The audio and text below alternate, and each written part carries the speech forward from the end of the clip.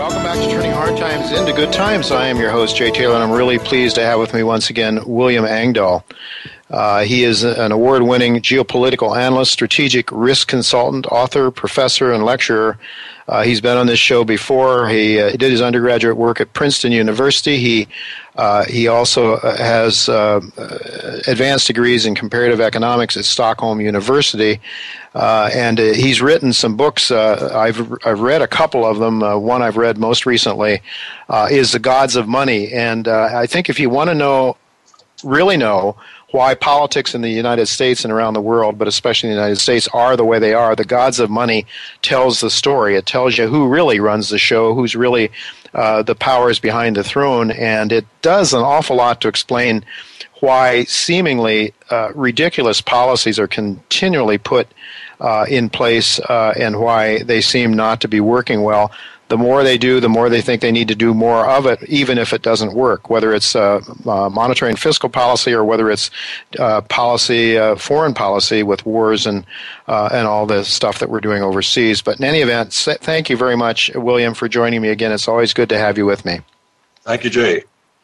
You know, one of the things I really want to talk to you today about, we titled our show Geopolitics, the Petrodollar and Gold. But there was an article, and I would just really tell people to go to WilliamEngdahl.com, WilliamEngdahl,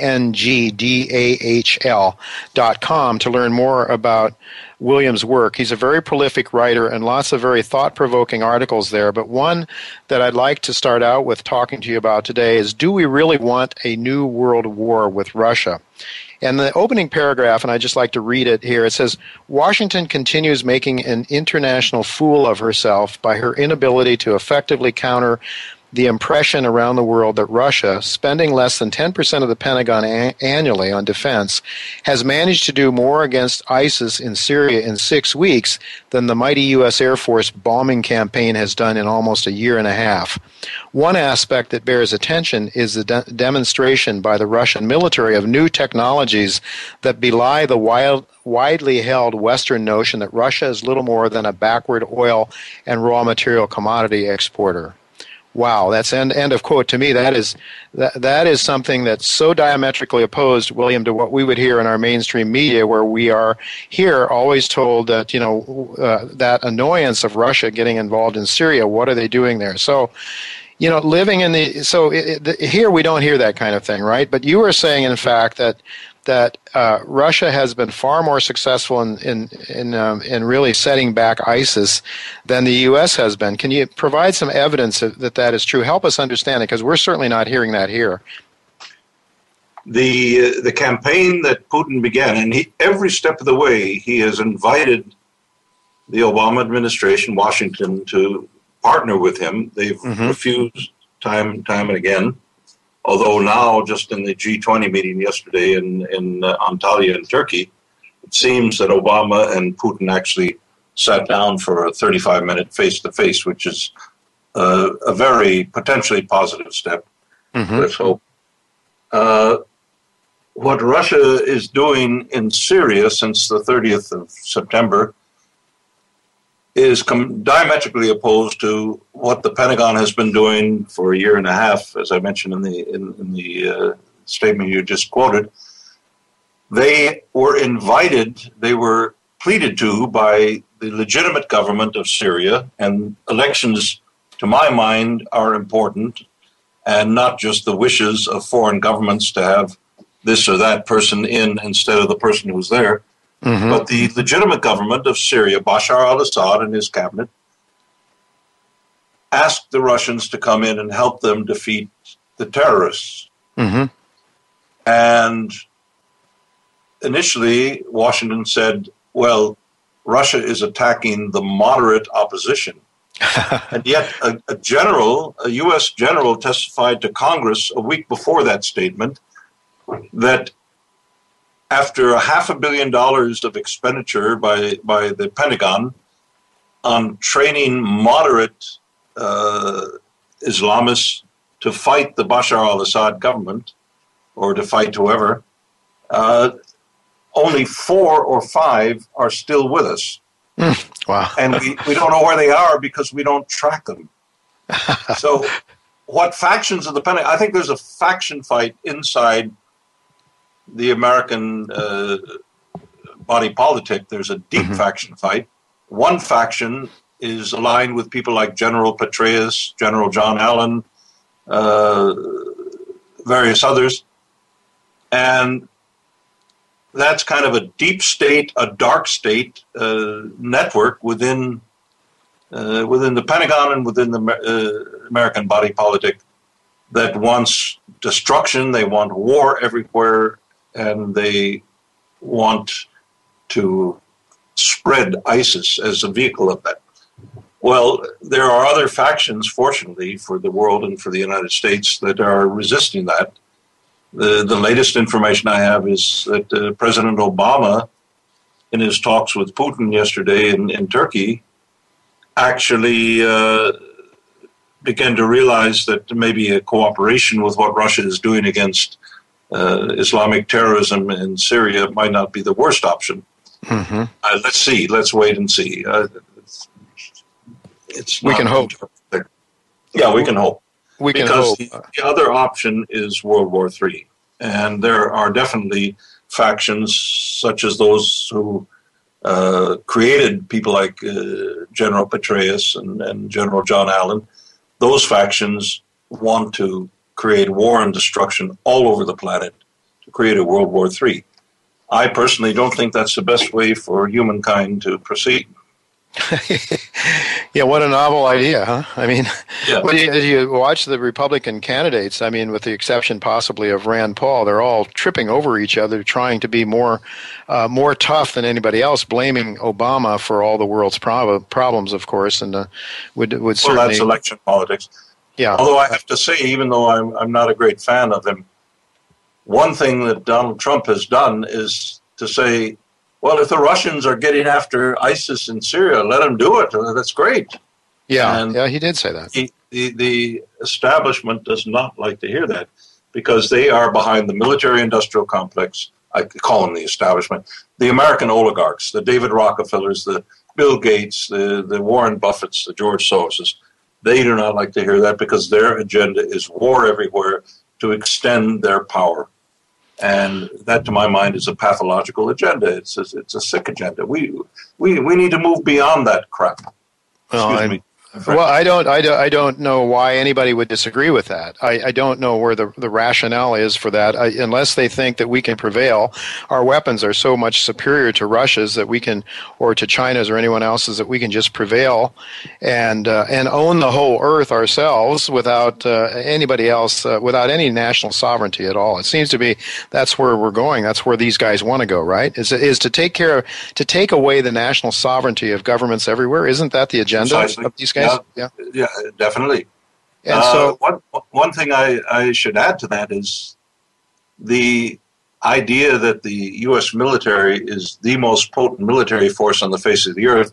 No disrespect for patriotic American soldiers who are simply used by the oligarchs of the United States as cannon fodder in their wars. Sure.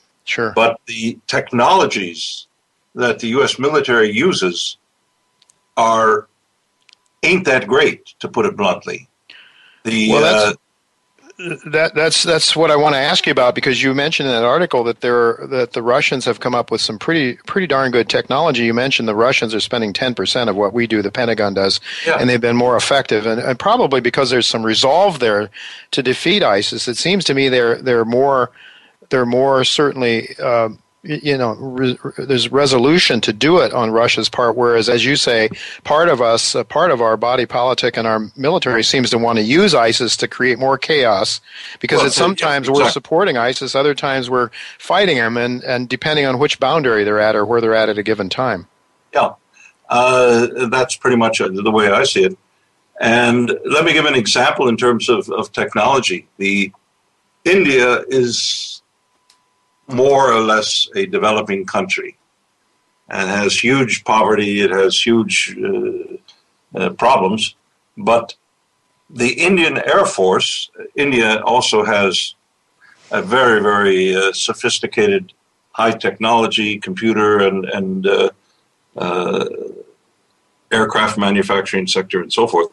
But they buy their jets not from the United States for the most part, but they buy them from the Soviet Union.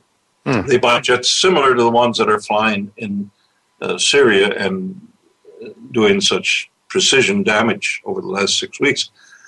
And there was an exercise earlier this year held in the UK where the Indian Air Force pilots flew Russian jets, Su-30s, against the Royal Air Force Eurofighter Typhoon jets.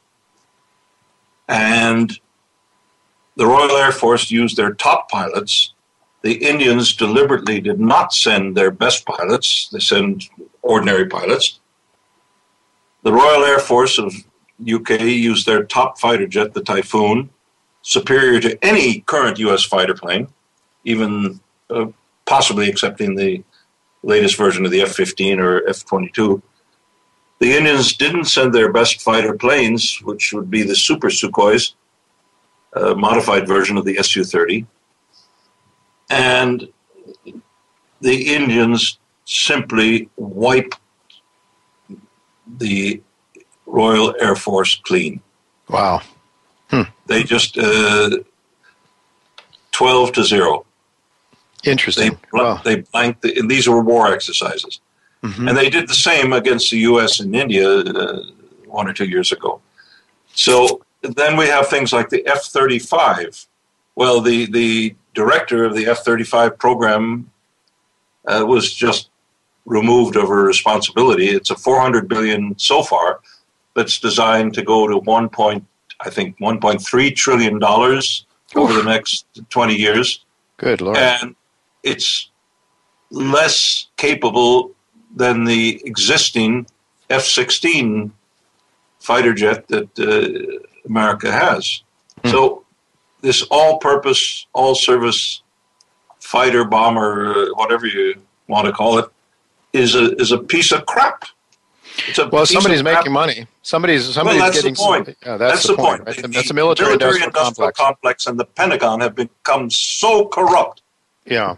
Well, that's what Eisenhower warned us about when he left office. Exactly. Now, I want to ask you about the issue in the Ukraine, which seemed to really sort of fire Russia up, I guess. And most Americans don't really know the story here. All we know, we're told that Russia is doing all kinds of evil things to the Ukraine. They invaded. They took part of their country away from them. And we're never told the other part of it, that the United States played a role in the overthrow of an elected government there.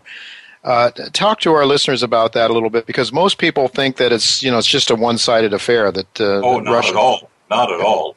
Tell us about that, because yes, I will gladly. No less than George Friedman, the head of Stratfor, which is a consultancy on geopolitical developments for the CIA, for the Pentagon, for the Israelis, and so forth. George Friedman, who knows quite a bit about international politics, gave an interview last December where he said the U.S. coup d'etat in Ukraine in February 2014 was the most blatant coup d'etat in U.S. history.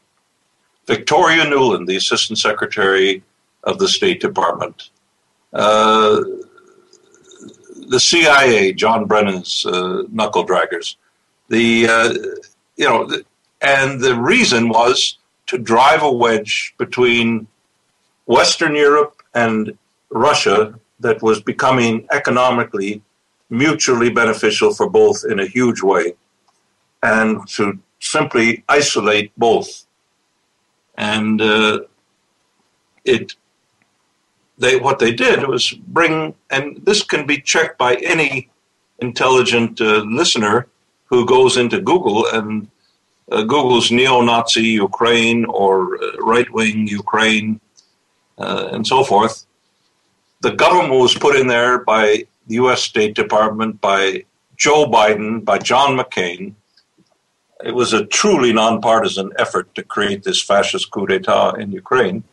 And immediately the Ukrainian government began proposing legislation or passing legislation in their rigged parliament to deny the Russian-speaking and ethnic Russian population in eastern Ukraine the right to speak Russian. You cannot speak Russian. It's illegal.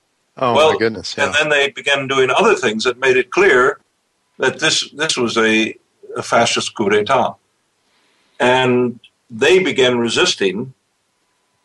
Crimea, which historically is Russian, going back centuries, and Crimea, Russia had an agreement going into the next 20 years with the government of Kiev before this coup d'etat for the Russian Black Sea Naval Fleet to be based in Crimea. So they had many Russian military in Crimea Peninsula there. And Crimea only was given to Ukraine for administrative reasons by Khrushchev in 1954. But that was when the Soviet Union was won. It was like Texas and Arkansas. Sure. And the American president gives, a little part of Arkansas to be administered by the state of Texas. And it doesn't have any effect on America as America. Well, that was the Soviet Union. It was one. You could argue that it was a bad one, but it was. Mm-hmm. And then historically, Crimea was always part of Russia. But militarily, for the U.S. to install, Russia was completely shocked by the coup d'etat of Victoria Nuland and the neocons in Kiev. And they had to react because their military survival depended on keeping that base in Crimea. So what they did was supported the idea that the Crimean population decide in a referendum, do we want to be part of Crimea, do we want to be part of Ukraine, or do we want to be part of Russia? They decided 93% to go with Russia. And there's no dispute about that in the international community. They just claimed that was because Russians put a rifle to the head of the voters. Yeah. Well, I've talked to people who lived in Crimea during that time. They said what the Russians did was prevent the Kiev government from sending a military invasion into Crimea and allow a free vote. They did not influence anybody. Well, of course, William, there couldn't be any reason why anybody would ever want any kind of government other than the United States government, right? So we listen. I want to ask you. Also, you wrote an article recently about a seemingly warming relationship between Russia and Saudi Arabia, and you also talked about about the United States losing the Middle East. Now, it seems to me, certainly, I mean, even mainstream people are acknowledging that American influence has waned in the Middle East now. But that certainly would have to be a very important aspect with respect to the petrodollar. Is what we're really fighting over here in large part the petrodollar and the ability to create money out of nothing, to use it to gobble up the world's resources and to use our military to expand and push and take away the sovereignty of nations? Is that what this war in the Middle East is about to a great extent? Well, the war in the Middle East and the whole project of a faction in Washington called the Arab Spring, it goes back to George W. Bush and the invasion of Iraq in 2003, when they proposed something called the Greater Middle East. Right. Their agenda at that time was to create destabilizations through these color revolutions, as they're called, in Egypt, in Tunisia, in Libya. That wasn't very colorful. That was blood red. Yeah. But and now Syria, to install Muslim Brotherhood puppet regimes in all these countries that would answer to Washington. And that backfired massively on this faction around Hillary Clinton and certain people in the Pentagon and the CIA. The idea that you can, at will, play around with people like some people in Washington believe, and upset traditions that go back. Syria is a nation that has had several hundred years of tradition of harmony or relative harmony between different religions that kind of has been a model for the Middle East of Orthodox Christian, of Sunni Muslim, of Shia Muslim, which is the Muslim in Iran, but not only, and of Alawite, which is a spin-off of the Shia, friendly to the Shia, but not quite Shia. And then Qatar and Washington and the French and various people decide, because Bashar al-Assad refused a gas pipeline from Qatar into Europe through Syria, that Assad had to go. So, that's... Yeah. So, I mean, it seems to me that when Kissinger set up the petrodollar to replace the real gold dollar, that there had to be a bid that allowed then a bid for the dollar that otherwise wouldn't have been there, a big one, and then Saudi Arabia, and then most of the other oil producing countries went along with it. So that produced all of them. And so the whole world was, and so now if that order is coming apart, if the ability of the United States to control the oil markets and hence demand that other countries use the dollar to purchase oil, then the hegemony of the dollar may be in trouble. And it would seem to me that that's what a lot of these battles could be about. We just don't have much time here left, William. So I agree with you. I would say it's not the hegemony of the United States. It's the hegemony of Wall Street and the oligarchs behind Wall Street. Yes. And they are going crazy. They're losing power everywhere, and that's the good news. Well, I was reading. It might create a lot of chaos, though, when Humpty Dumpty falls off the wall. But I just very quickly here. An article I read this morning from another publication, Grandmaster Putin's Trap, it's called, talking about how Putin has been accumulating huge amounts of gold, and basically he's selling his oil to China. And I noticed also that Iraq, which seems to be aligned now with Russia to a great extent, also increasing their oil sales to China.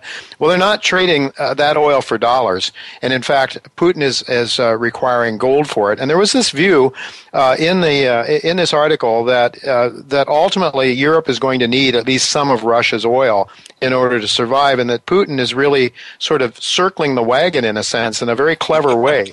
And that the West just doesn't know what's going on. 30 seconds to comment on that, if you would, please. Russia is the biggest supplier today of oil to Western Europe and the biggest supplier of natural gas. And for the United States to put pressure on Brussels and put pressure on the European Union, and especially Germany, to break those ties through sanctions is the most suicidal move that the Europeans have made in a long time. All right, that's very interesting. John Kerry's remarks recently that if we don't sign the nuclear agreement, that we could lose the world's reserve currency was really a shocker. You think he might have been onto something there? Of course. Yeah. Because well, unfortunately we're out of time, William. Okay. I'm very sorry about that. Want to get you back again because you're just a wealth of knowledge on geopolitics, views that we don't hear of on the regular basis. So thank you very much.